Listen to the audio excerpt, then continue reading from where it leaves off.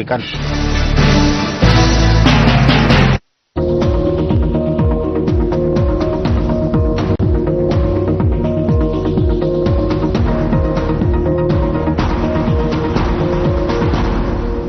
सच्ची सहेली महिलाओं के लिए सबसे भरोसेमंद औषधि एवं टॉनिक।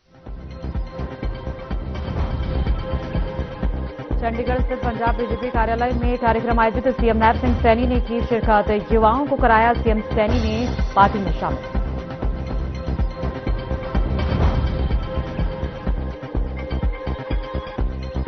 रतिया में पंचायत अध्यक्ष के खिलाफ अविश्वास प्रस्ताव। सीएम सैनी के पास पहुंचा केवल मेहता का मुद्दा। सदस्यों की सीएम सैनी ने कराई मुलाकात। यमुनानगर के छछरौली में रात में उखाड़ी मकान की नींव। प्रॉपर्टी डीलर पर कब्जे का लगा आरोप। 3.5 लाख का नुकसान।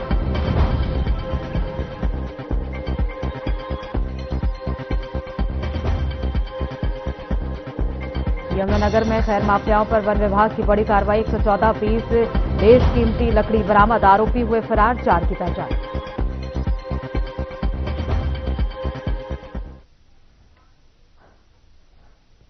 नमस्कार, मैं हूं आपके साथ सोनिया। हरियाणा की खास खबरों की ओर रुख करेंगे। चंडीगढ़ स्थित पंजाब बीजेपी कार्यालय में कार्यक्रम का आयोजन किया गया, जिसमें सीएम नैब सिंह सैनी ने शिरकत की। इस मौके पर सीएम सैनी ने युवाओं को पार्टी में शामिल कराया। इसके साथ ही युवाओं को संबोधित भी किया।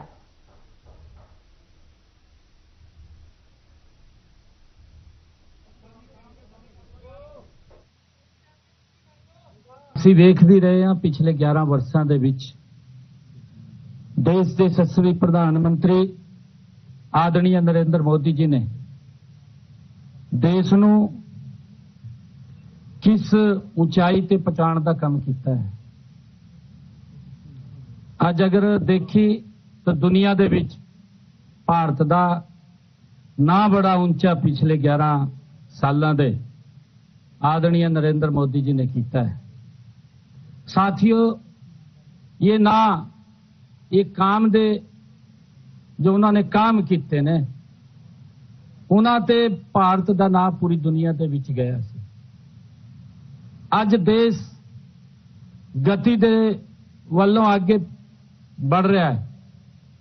असी सब जानते हैं पिछले 11 वर्षों में कि देश ने कितनी ऊंचाइयां अज चाहे देश नूं रोडां दे नाल जोड़न दी गल होवे या देश दे विच रेलवे दी कनैक्टिविटी दी गल होवे या देश दे विच जो आदरणीय प्रधानमंत्री जी ने जो गल्लां कहियां ने उड़ान योजना दे नाल देश दे विच लोगां नूं सहूलियतां देण लई चाहे एयरपोर्ट नए जोड़न की गल होवे देश नूं बड़ी गति दे नाल आदरणीय प्रधानमंत्री जी ने आगे बढ़न दा पिछले 11 सालां दे विच काम कीता है। साथियों, देश दे विच चाहे रोजगार की गल करिए, आदरणीय प्रधानमंत्री जी ने अलग अलग योजनावां ते उन्होंने चाहे मुद्रा योजना है, चाहे स्टार्टअप इंडिया है, स्टैंड अप इंडिया है, चाहे मेक इन इंडिया है, प्रधानमंत्री जी ने अलग अलग योजनावां बना करके यूथ नूं रोजगार देण दा जो बड़ा काम कीता है वो भी मित्रों साडे सामने है। हम ये भी इस दे ऊपर भी यूथ नूं विचार करना चाहिए कि सरकारें की साडे नाल वो बोलदियां कहनियां जो वायदे करदियां क्या वो वायदे पूरे हो रहे ने, उहदे उपर भी असी विचार करने की अज बड़ी जरूरत है। मैं अज पंजाब दा जो यूथ इत्थे बड़ी संख्या दे विच तुसी अज जो विचार किया है, जो आप यूथ ने जो फैसला लिता है वो इस देश नूं प्रदेश नूं आगे बढ़ाउण दा फैसला तुसी लिता है। मैं आप सब दा पुनः धन्यवाद भी करदा, आप सब दा मैं स्वागत भी करदा। मित्रों, मैं एक गल कहना चाहना है कि सरकार दी जो मनसा होंदी है काम करन दी, साडे हरियाणा दे विच अगर देखे युवाओं दे जेड़ियां ਸਾਡੀ ਸਰਕਾਰ ਨੇ ਯੂਥ ਦੇ ਨਾਲ ਵਾਅਦੇ ਕੀਤੇ ਸੀ, ਉਨ ਵਾਅਦਿਆਂ ਤੇ ਪੂਰਾ ਕਰਨ ਦਾ ਕੰਮ ਸਾਡੀ ਸਰਕਾਰ ਕਰ ਰਹੀ ਹੈ। ਪਿਛਲੇ 10 ਵਰਸਾਂ ਦੇ ਵਿੱਚ ਸਾਡੀ ਸਰਕਾਰ ਨੇ ਹਰਿਆਣਾ ਦੇ ਵਿੱਚ ਬਿਨਾਂ ਪਰਚੀ ਬਿਨਾਂ ਖਰਚੀ ਦੇ 2 ਲੱਖ ਨੌਕਰੀਆਂ ਹਰਿਆਣਾ ਦੇ ਵਿੱਚ ਯੂਥ ਨੂੰ ਦੇਣ ਦਾ ਕੰਮ ਸਾਡੀ ਸਰਕਾਰ ਨੇ ਕੀਤਾ ਹੈ। ਸਾਥੀਓ, ਮੇਰੀ जो 3.0 तीसरे टर्म की सरकार है, 1 साल पूरा होया साडी सरकार ने। 1 साल दे विच साडी सरकार ने 37,000 युवाओं नूं हरियाणा दे विच बिना पर्ची बिना खर्ची दे नौकरी देने का काम किया है। साथियों, हरियाणा किस गति ते आगे बढ़ रहा है। अज अगर असी देखिए, क्योंकि पंजाब हरियाणा एक ही सूबा सी और एक ही सूबा होंदे जदों अस्सी अलग हुए, 2 भरा अलग हुए और उस वक्त इस प्रकार की गल्लां सी कि हरियाणा दे पास इनकम का कोई साधन नहीं, ये अपना गुजारा किवें करो, यह चर्चा चलती सी। आज मात्र अगर आप लोग देखेंगे 1 नवंबर 1966 के बाद अगर 55-60 साल का ये कार्यकाल है, इस कार्यकाल के विच साडे हरियाणा ने जो पहचान बनाती है हरियाणा की, वो पहचान ये बनाती है कि साडा जो यूथ है, अगर चाहे ओलंपिक गेम हो, पैरा ओलंपिक हो या एशियन गेम हो, जेड़ा भी गेम दुनिया दे विच हुंदा है, जिन्ने भारत मैडल लेकर के आंदा है, उन मैडलों के विच सब ते बड़ी संख्या अगर किसी की होंदी है तो हरियाणा का साडा यूथ लेकर के आंदा है। क्योंकि साडी सरकार ने खेलों नूं आगे पढ़ाउण लई, यूथ नूं आगे पढ़ाउण लई उसके ऊपर बड़े पद्धर ते काम किया है। साथियों, साडी सरकार अगर स्पोर्ट्स दे विच हमारा यूथ मेडल लेकर के आंदा है तो उन्होंने 6 करोड़ रुपया नगद पुरस्कार के रूप में देने का काम साडी सरकार करती है। साथी कारकुन जड़े ने अज एक मिनट रुक जाओ, शर्मा जी साडे मीत प्रधान ने, वाइस प्रेसिडेंट ने और परमिंदर बराड़ जी साडे सूबा। खबरों में आगे बढ़ेंगे। रतिया पंचायत समिति के कांग्रेस समर्थित अध्यक्ष केवल कृष्ण मेहता को पद से हटाने का मामला अब मुख्यमंत्री के दरबार तक पहुंच चुका है, जिसमें पंचायत समिति के 21 में से 17 सदस्यों के लगाए गए अविश्वास प्रस्ताव पर होने वाली बैठक एडीसी के बीमार होने के कारण स्थगित कर दी गई थी, जिस पर बीजेपी नेता सुनीता दुग्गल ने सदस्यों को चंडीगढ़ बुलाकर मुख्यमंत्री नायब सिंह सैनी से मुलाकात करवाई और करीब आधे घंटे चली इस बैठक में सदस्यों ने प्रशासन के फैसले पर रोष जताया है।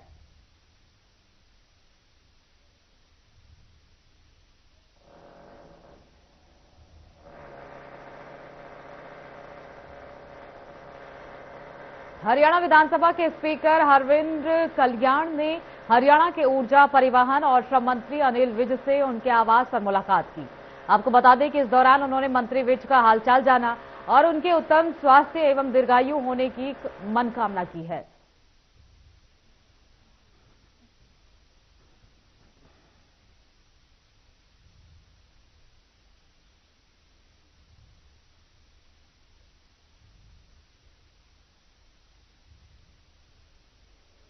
यमुनानगर के छचौली क्षेत्र में एक प्रवासी मजदूर के मकान की नींव को रात के अंधेरे में जेसीबी से उखाड़ने का मामला सामने आया है।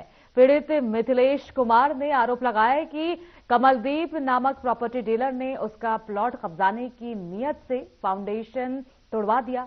घटना मनखेड़ी रोड की बताई जा रही है। पड़ोसियों के शोर मचाने पर आरोपी जेसीबी लेकर फरार हो गया। पीड़ित का कहना है कि उसे करीब 3.5 लाख रुपए का नुकसान हुआ है। सीसीटीवी में जेसीबी की आवाजाही भी कैद हुई है। पुलिस में शिकायत दर्ज कराई गई है और कार्रवाई की मांग की गई है।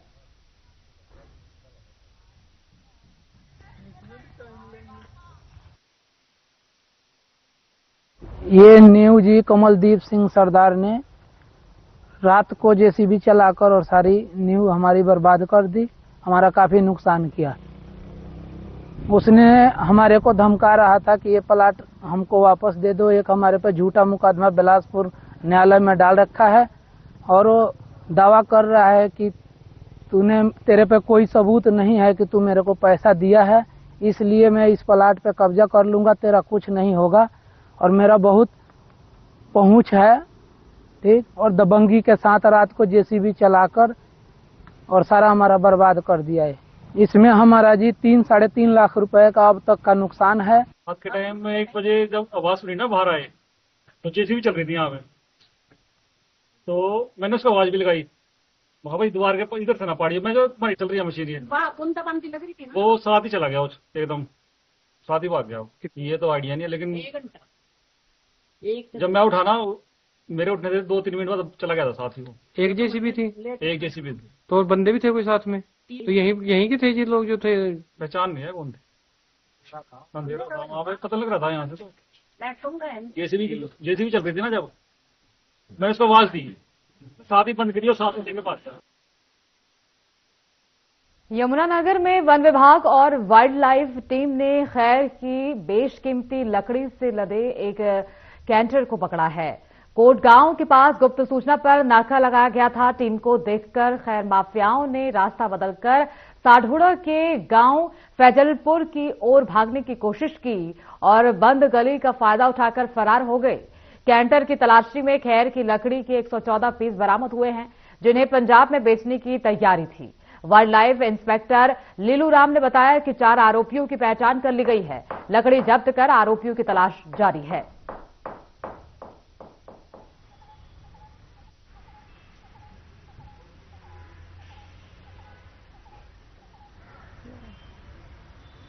हमारे स्टाफ को संदीप और प्रदीप जो बीट इंचार्ज मेरने वाला है, उनको सूचना मिली कि आज एक टाटा 407 है जाटावाड़े से दाऊद पुत्र जो असगर है उसके घर से भरकर और पंजाब में बेचने के लिए जाएंगे। सूचना पाकर हमारा स्टाफ और फॉरेस्ट की स्टाफ एक संयुक्त टीम बनाकर उन्होंने हमारे जो कोर्ट के पास वन चौकी है जो उसके पास नाका लगाया गया और नाका लगाने के बाद लगभग 12:30 बजे हमारे स्टाफ को कैंटरा उस तरफ से आता दिखाई दिया जाटावाड़े की तरफ से। उन्होंने रुकवाने की कोशिश करी पर वो जो ड्राइवर है वो जोर जबरदस्ती वहाँ से गाड़ी को निकाल कर ले गया और लेदी होते हुए वो बिलासपुर से मछरौली होते हुए सडोरा निकल गया।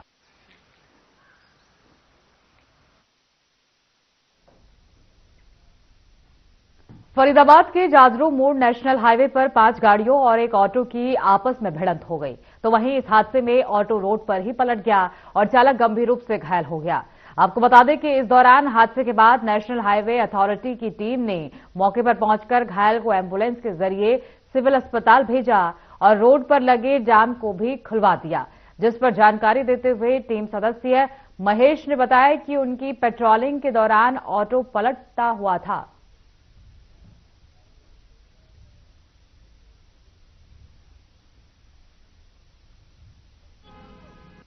क्या नाम है जी? महेश आरपीओ। महेश जी कौन सी है उस पर ड्यूटी कर रहे हैं आप? ये दिल्ली आगरा टोल रोड पे है, एनएचए की पेट्रोलिंग पे आरपीओ का जगह। क्या मामला था? अभी कोई एक्सीडेंट हुआ था? अभी हम बल्लभगढ़ साइड से आ रहे थे तो हमने देखा एक टेम्पो में एक घायल पड़ा हुआ, उसको कोई गाड़ी हिट करके चली गई थी जी। हाँ, तो क्या कोई गाड़ी का पता लग पाया? नहीं, उसका पता नहीं लग पाया। बता रहे थे लोग टेम्परेरी नंबर था, नई गाड़ी थी कोई। अच्छा। हाँ, तो हमने आके उनको टेम्पो को साइड करा के उनको एम्बुलेंस से बल्लभगढ़ हॉस्पिटल भेज दिया है। अच्छा, जो जिसका एक्सीडेंट हुआ ये किस चीज पर था? पैदल था या क्या था? ये टेम्पो में था। टेम्पो में था? हाँ। तो टेम्पो से क्रॉस कर रहे थे और नहीं, टेम्पो हिट किया है ना, टेम्पो टूटा पड़ा। टेम्पो टूटा पड़ा, टेम्पो हिट करा है। तो जिस तरीके अब तक पुलिस को बता दिया गया, पुलिस को भी सूचना कर दी है और बाकी हमने अपनी एम्बुलेंस बुला के उसको हॉस्पिटल भेजा दिया।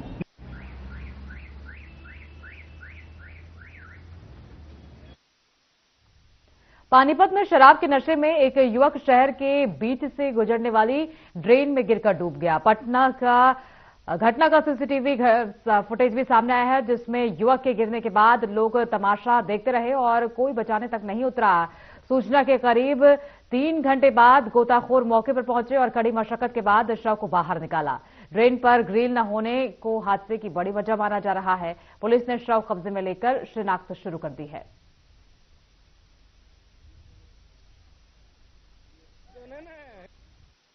थाना ओल्ड इंडस्ट्री एरिया से फोन आया था कि एक बॉडी नाले में गिरी हुई है और उसको निकालने के हम प्रयास करें, निकल नहीं रही है। आप आ जाओ, आप कोशिश करो, पर हमारे आने से पहले ही निकाल ली। और अब जनसेवा दल द्वारा इसे सिविल हॉस्पिटल ले जा रहा है। कल इसका पोस्टमार्टम होगा, पोस्टमार्टम के बाद पता लगेगा कि क्या कारण है मौत कि अचानक गिरा है। ये तो यंग लड़का है और अच्छे कपड़े डाले हुए हैं, या ये नहीं पता लग सकता कि गिरा कैसे है, ये धक्का दिया गया है या क्या है। तो नशे का भी पता तो पोस्टमार्टम आने के बाद ही पता लग सकता है। आज हमारे को 112 से कॉल मिली थी। अब भाई सैनी कॉलोनी में शराब के ठेके के पास एक लड़का गंदे नाले में गिर गया। जो हम मौके पे आए हैं, मौके पर आने के बाद हमने गोताखोर बुलाए हैं। गोताखोर की इमदाद से हमने डेड बॉडी को निकाला है और अब उसको एम्बुलेंस में ले जाके और डेड हाउस रखवा देते हैं। शनाख्त करके करा के उसकी और अगली कार्रवाई अमल में लाई जाएगी। सर उम्र कितनी होगी तकरीबन? उम्र होगी उसकी लगभग 35 साल होगी। परिचय दे दीजिए अपना। मैं ASI मुनेश कुमार, थाना इंडस्ट्रियल एरिया पानीपत। फरीदाबाद के NIT 2 नंबर क्षेत्र में इंसानियत को शर्मसार करने वाला एक मामला सामने आया है। कूड़े के ढेर में एक नवजात बच्चे का शव मिला। बच्चे का शव रुमाल से बंधा हुआ था और उसके मुंह में टूटी हुई ब्रश डाली हुई थी। जब सुबह कबाड़ बीनने वाले को शव मिला तो उसने 3 युवकों को रोककर तुरंत PCR 112 को सूचना दी, जिसके बाद पुलिस ने मौके पर पहुंचकर एम्बुलेंस की मदद से शव को सिविल अस्पताल में पोस्टमार्टम हाउस में भेज दिया है और मामले की जांच शुरू कर दी है।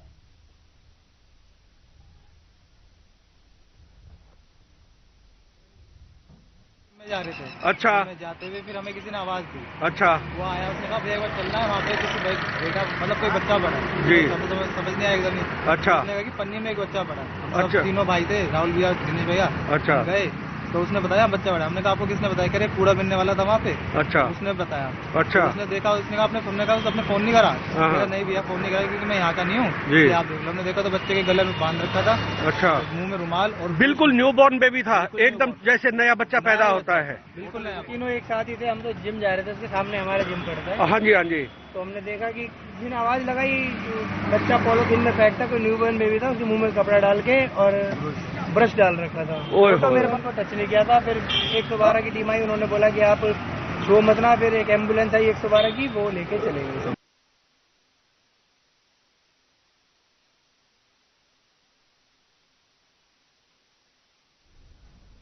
फरीदाबाद के मुजेसर में 16 फरवरी को हुए भीषण अग्निकांड में अब तक एक PCI, एक दमकल कर्मी, वर्कशॉप मालिक के बेटे और एक कर्मचारी समेत 4 लोगों की मौत हो चुकी है। आग CNC मशीन में लगी थी जो केमिकल और ऑयल ड्रमों में फैलने से विस्फोट के साथ विकराल हो गई, जिसमें कुल 37 लोग झुलसे थे। रेस्क्यू के दौरान गंभीर रूप से घायल हरियाणा पुलिस के PSI रवि और दमकल कर्मी भविचंद ने इलाज के दौरान दम तोड़ दिया। पुलिस प्रवक्ता ने बताया कि नियमों के अनुसार आर्थिक सहायता दी जाएगी और यदि पात्रता बनी तो शहीद का दर्जा भी प्रदान किया जाएगा।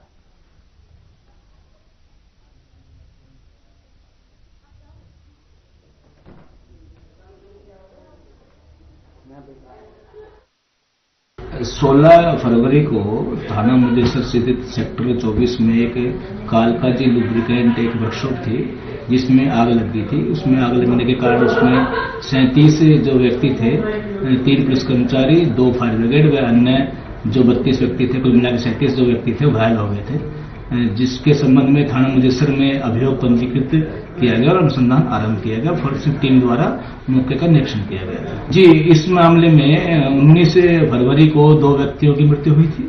उसके बाद 20 फरवरी को एक व्यक्ति की मृत्यु हुई है और आज 21 फरवरी को एक हमारा जो पुलिस का PSI था रवि, उसकी मृत्यु हो गई है। जो अभियोग में 19 तारीख को सेक्शन 105 BNS इजाद की गई है और पुलिस द्वारा मामले का अनुसंधान आगे किया जा रहा है।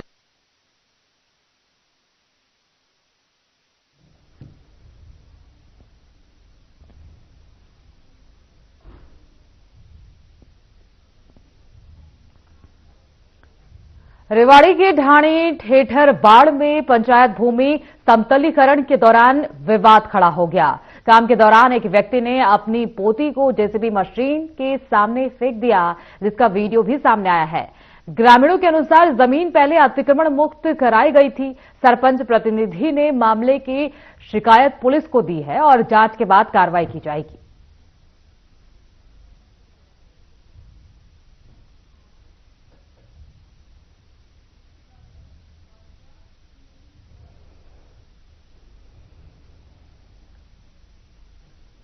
वहीं बाडला विधानसभा क्षेत्र में भारतीय राष्ट्रीय कांग्रेस ने मनरेगा को लेकर जनसंपर्क अभियान चलाया। अभियान का नेतृत्व बाडला से प्रत्याशी रहे पूर्व विधायक सोमवीर सिंह ने किया। इस दौरान उन्होंने प्रदेश की बीजेपी सरकार पर तीखा निशाना साधते हुए कहा कि केवल योजनाओं के नाम बदलने से विकास नहीं होता, बल्कि जमीनी स्तर पर काम होना चाहिए। सोमवीर सिंह ने आरोप लगाया कि प्रदेश के युवाओं को पर्याप्त रोजगार देने के बजाय बाहरी राज्यों के युवाओं को प्राथमिकता दी जा रही है, जिससे स्थानीय युवाओं में निराशा बढ़ रही है। उन्होंने कहा कि सरकार को रोजगार सृजन और ग्रामीण अर्थव्यवस्था को मजबूत करने पर ध्यान देना चाहिए।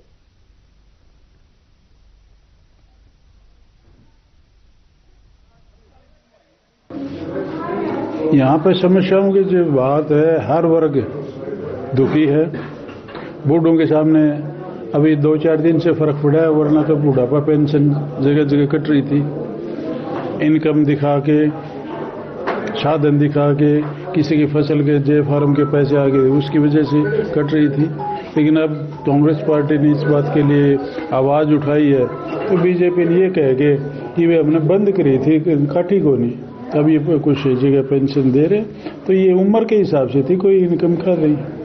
बाकी तो जिस तरह से चुनाव के समय इन लोगों ने महिलाओं को 2100 रुपये देने की बात की थी, आज उसमें बिल्कुल झूठा साबित हुई है। गांव के अंदर बड़ी मुश्किल से 5-7 औरतों को मिले, और वो भी 1100 रुपये। हरियाणा की ऐसी पोजीशन नहीं है कि भी 40% पैसा देश के।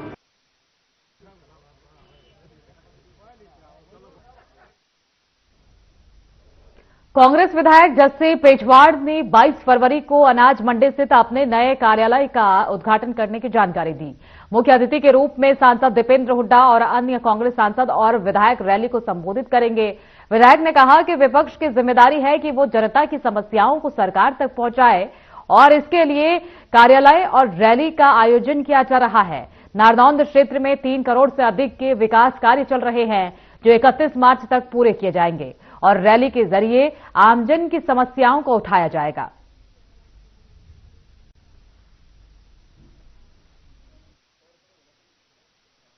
देखिए, चुनाव के बाद लगभग 1 साल, सवा साल का टाइम हो गया, और क्योंकि मैं उन नेताओं में से नहीं हूं जो चुनाव के समय लोगों के बीच रहते हो या लोगों के बीच आते हो, तो ये जो रैली है ये ऑफिस के उद्घाटन का कार्यक्रम है, और नारनौंद अनाज मंडी में कांग्रेस के कार्यालय का उद्घाटन हो रहा है। इसलिए सबसे पहले तो मैं आपके माध्यम से मैं नारनौंद की समस्त 36 बिरादरी को, मेरे पिता तुल्य बुजुर्गों को, नौजवान भाइयों को और माताओं बहनों को कल 11 बजे नारनौंद अनाज मंडी में जो कार्यालय का उद्घाटन हो रहा है, कांग्रेस के कार्यालय का जो उद्घाटन हो रहा है, उसके लिए न्योता देना चाहता हूं, निमंत्रण देना चाहता हूं।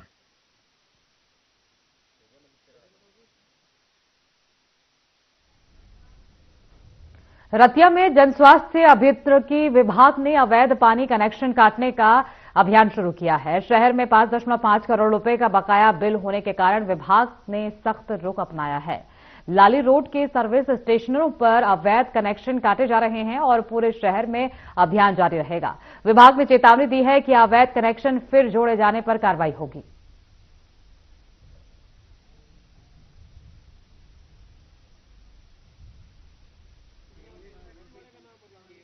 जल संरक्षण अभियान के तहत फतेहाबाद जिले के रतिया शहर में आज जहां भी पीने के पानी के ऊपर सर्विस स्टेशन, हरा चारा व अन्य रूप से प्रयोग किया जा रहा है, उनके खिलाफ कार्रवाई करते हुए लाली रोड पर लगे 3 सर्विस स्टेशन जहां पीने के पानी की सप्लाई से गाड़ी धोई जाती है, उनके कनेक्शन काटे गए हैं। और एक शुरुआत है, पूरे जिले में जहां भी पीने का पानी का दुरुपयोग किया जा रहा है, ऐसे सभी कनेक्शन काटे जाएंगे।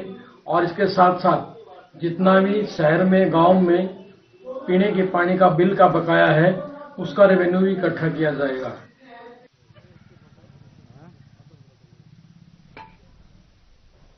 हरियाणा की खास खबरों में फिलहाल के लिए इतना ही। आगे की तमाम खबरों के लिए बने रहिए हमारे साथ।